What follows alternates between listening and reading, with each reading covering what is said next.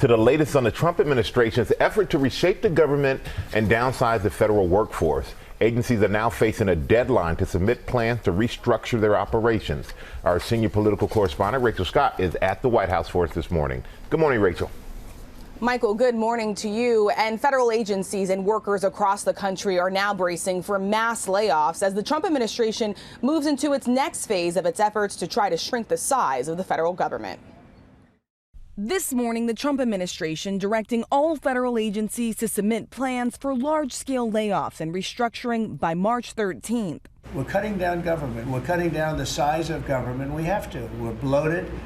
We're sloppy. Thousands of probationary workers have already been fired. The president saying the Environmental Protection Agency could cut 65% from its workforce. We're going to speed up the process, too. Some agencies have reversed course. One day after the Department of Veterans Affairs cut $2 billion in contracts, the department reversing some cancellations that may have affected medical care and benefits for veterans, including safety inspections at VA medical facilities and supporting cancer programs.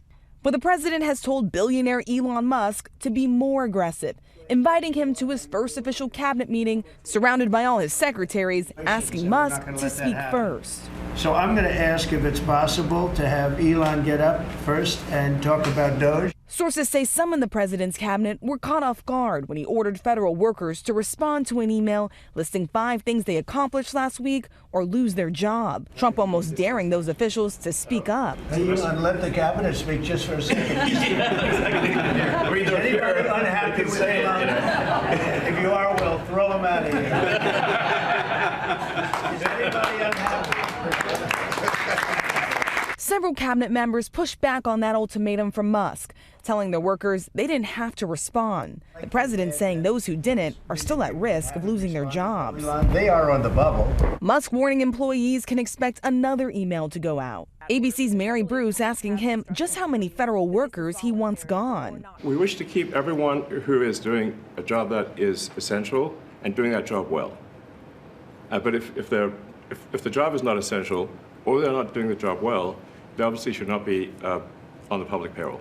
The Department of Government Efficiency is claiming $65 million in savings, but that's not verifiable. They haven't provided all the receipts. Democrats slamming the administration's efforts. What this really is just an effort to denigrate and demean people who are working hard. Some have worked as a career in the service of the country. As he looks to make those sweeping cuts, the Washington Post reports Musk and his businesses have received at least $38 billion in government funding.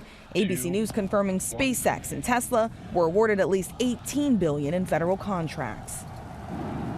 So today, the president is expected to meet with the Prime Minister of the UK, who is expected to urge Trump to continue to support Ukraine. Many of our allies were caught off guard when the president initiated these peace talks, starting with Russia first. But perhaps no one was more surprised than Ukrainian President Zelensky. He is expected to travel here to Washington to meet with the president tomorrow to finalize that minerals deal. And all of this, George, it's still unclear what concessions the president will ask Russia to give up, George. Okay, Rachel, thanks very much.